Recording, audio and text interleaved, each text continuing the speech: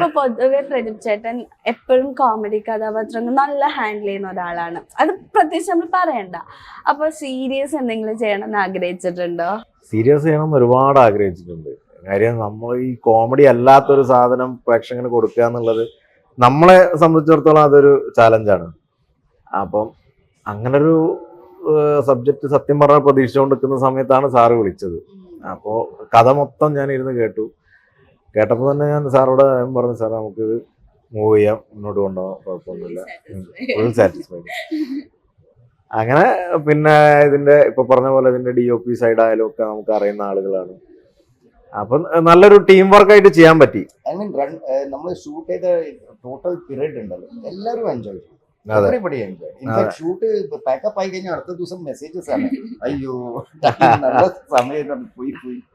പക്ഷെ എന്നാലും ഇപ്പൊ നിങ്ങൾ അങ്ങോട്ടും ഇങ്ങോട്ടും ഒരു എൻജോയ് ചെയ്യുന്നെങ്കിൽ ഇത് ഒറ്റൊരു കഥയില്ലല്ലോ, 5 ഡിഫറെന്റ് കഥകളാണല്ലോ. അപ്പൊ ആ ഒരു എക്സ്പീരിയൻസ് ഉണ്ടായിരുന്നു, ലൈക്ക് അങ്ങോട്ടും ഇങ്ങോട്ട് ഷെയർ ചെയ്യാറുണ്ടോ? അല്ല, നമ്മൾ ആരും അങ്ങോട്ടും ഇങ്ങോട്ട് കണ്ടിട്ടില്ല എന്നുള്ളതാണ് വേറൊരു സത്യം. ഞാൻ പ്രതിഭ എനിക്ക് മുമ്പ് അറിയില്ലായിരുന്നു. നമ്മുടെ സിനിമയ്ക്ക് ഇത് ശിവരാജ് ചെയ്തത് വേറെ ഒരു സബ്ജക്റ്റ് ആണ്. അപ്പൊ ശിവരാജ് ഇവരെ കണ്ടിട്ടില്ല. അങ്ങനെയാണ് എല്ലാം സെപ്പറേറ്റ് 5 സബ്ജക്ട്സ് ആണ്, സെപ്പറേറ്റ് ഷൂട്ട് ചെയ്തതാണ്, ഒരേ സമയത്തല്ല. അതെ, അപ്പൊ അങ്ങനൊരു പ്രത്യേകത കൂടെ ഉണ്ട്. ക്യാമറമാനും ഡിഫറെന്റ് ആണ്. അങ്ങനെ ഒരു കാര്യം കൂടെ ഉണ്ടല്ലേ. ശരി, നമ്മൾ പൊതുവെ ഇപ്പൊ നമ്മുടെ മനോരഥങ്ങൾ എന്ന് പറഞ്ഞാൽ ആന്തോളജി ആണെങ്കിലും 5 ഡയറക്ടർ അങ്ങനെയൊക്കെ ആയിരുന്നല്ലോ. അപ്പൊ അതേപോലെ ഇതും പക്ഷെ ഒരു പ്രത്യേക ഒറ്റ ഡയറക്ടറിന് 5 കഥകൾ ചെയ്തു. അതൊന്നും ഒരു വലിയൊരു കാര്യമാണ്. ഡയറക്ടറിന് വെക്കാൻ പൈസ ഉണ്ട്.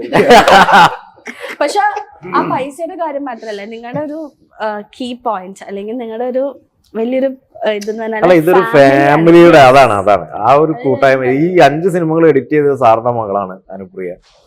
പിന്നെ അതിന്റെ വൈഫാണ് എക്സിക്യൂട്ടീവ് പ്രൊഡ്യൂസർ. കംപ്ലീറ്റ് കാര്യങ്ങൾ, ഫുഡും ഇവർക്കെല്ലാം ചായ തെർമസ് ലാഭം കിട്ടിയാൽ ആർക്കും കൊടുക്കണ്ട.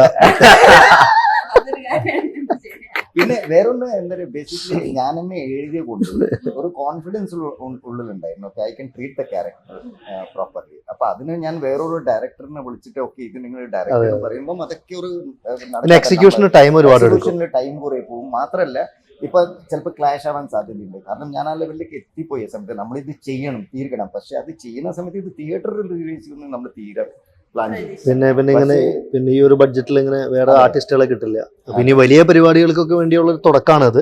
ഇനി വലിയ പരിപാടികൾ വരുമ്പോഴൊക്കെ ഞങ്ങളൊക്കെ അല്ലെ പ്രതിഭേട്ട, അപ്പൊ നമുക്ക് ഡേറ്റ് ഉണ്ടാവോ? അങ്ങനെ ആവട്ടെ. Positive thinking. അല്ല, but I told them from the beginning itself. വെച്ചിട്ട് അതൊക്കെ അറിയാം, രണ്ടുപേർക്കും അറിയാം, ശിവരാജ് ആണോ ഇവർ എല്ലാവർക്കും അറിയാം. നമ്മളിത് തീർക്കാൻ നോക്കാം നന്നായിട്ട്. ടെക്നിക്കൽ സൈഡിൽ കോംപ്രമൈസ് ചെയ്തിട്ടില്ല, എവിടെയും കോംപ്രമൈസ് ചെയ്തിട്ടില്ല. അല്ല, ഞങ്ങൾക്ക് അറിയാമായിരുന്നു. പക്ഷെ ഞാനതല്ല പറഞ്ഞേ, ഇത് തുടക്കമാണ്. ഇനി അടുത്തത് വലിയ പ്രൊജക്ടുകളായിരിക്കും. അപ്പൊ ഞങ്ങൾ ചോദിച്ചു.